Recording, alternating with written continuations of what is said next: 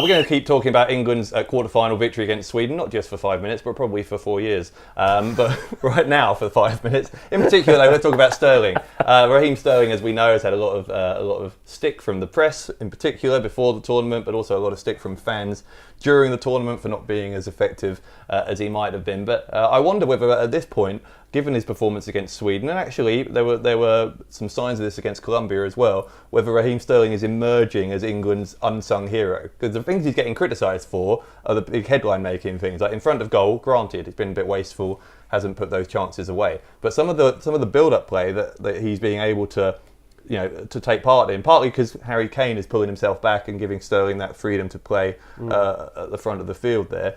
He was instrumental for England on a number of occasions on Saturday, Dan. Yeah, and I think so. To Tom's earlier point about me eating some humble pie. So Tom said in the lead up to this game that Vardy would stretch Sweden's defence, and I said that's absolutely rubbish. Sweden won't have any space in behind their defence, but actually they did, and Sterling made really good use of it. His running off the ball and to receive passes and running the channels was a real team effort. His effort was for the team, is what I'm trying to say. It's selfless.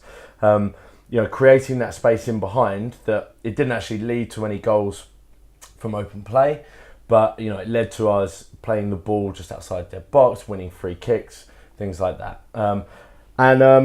He has really stepped up this tournament. As you say, he's not scoring the goals which people were obviously expecting, because he's got a 20 league goal season for Man City and 20 assists, but he's also not playing with the players he was at Man City. So they create dozens and dozens of chances for him throughout the season. Most of his goals there were tap-ins, so let's be realistic. He's not the type of player who's going to beat a man and score a goal from 30 yards. And he's not had that many chances in this England team. Part of it, Tom, I wonder, is the broader atmosphere in the England team, which you've got to give credit to Gareth Southgate for, right? Is that all of these players, I think, feel protected because they're, as Harry Kane called them, a group of brothers now. Right? They have each other's backs. If one of them's getting a lot of criticism, quite often that might be unwarranted, they're all, sort of surrounding each other and helping each other out. So when Sterling maybe did have a rough patch before the tournament started and at the beginning of the tournament, I don't know what was happening in the camp, but I imagine his teammates probably helped carry him through that. Well, you see on social media the likes of Lingard, Ali, Sterling, they're always together, Rashford and those sorts of players, always together having a laugh around the camp. It's got to be so much more helpful rather than dwelling on social media and looking at what people are saying about you. If you're in that group and you're all playing together in the first 11 as well. And the good thing about the likes of Ali and Sterling and Lingard, they all are provided immense freedom in that side to essentially do what they want. Henderson's the water carrier in the side. Kane is the one that's actually dropping back and winning the ball. And I think in some cases he's unsung for I know he gets praised for his goals, but in terms of winning free kicks and holding the ball, bringing others into play, he's been fantastic. But the likes of Sterling, Lingard and Ali, they can do what they want. They can express themselves, and that's got to be unbelievable for a player that just needs that arm around the shoulder rather than being slated. Let's talk actually briefly about Ali and about Lingard as well while we're on this kind of area of the field. Lingard first. I thought he was looked exhausted in the second half against Colombia, or at least in extra time against Colombia. Definitely back on form on Saturday. A lot of everything seemed to, not everything, but a lot seemed to go through him. Great cross for Delhi's goal. 100% is one of the first names on the sheet in the starting 11 now, I think.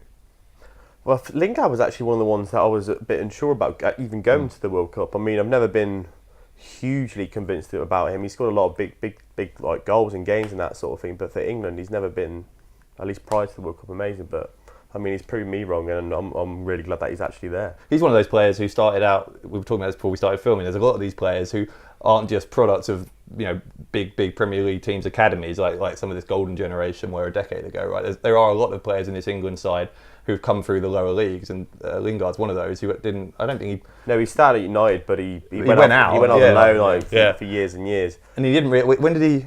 His England debut it was late on, wasn't it? The interesting thing is, I think Ferguson spoke about it. When Lingard was in the youth team and that sort of thing, they said just keep extending his contract and that sort of thing, and he'll come good at the age of 24, 25. He won't be like someone like Rashford that hits the scene when he's 18, 19. So I mean, fair play that they've actually kept him on and persevered with him. But in terms of the lower leagues, like Trippier coming through at, I think, Burnley, Kyle Walker's come through at Sheffield United, Ali's come through MK Dons.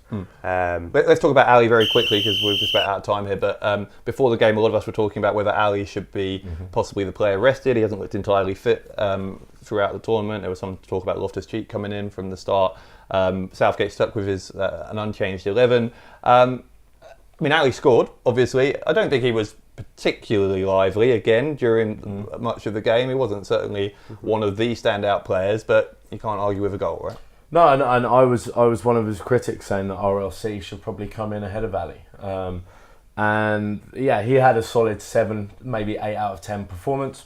Got the goal, really, really key for his confidence.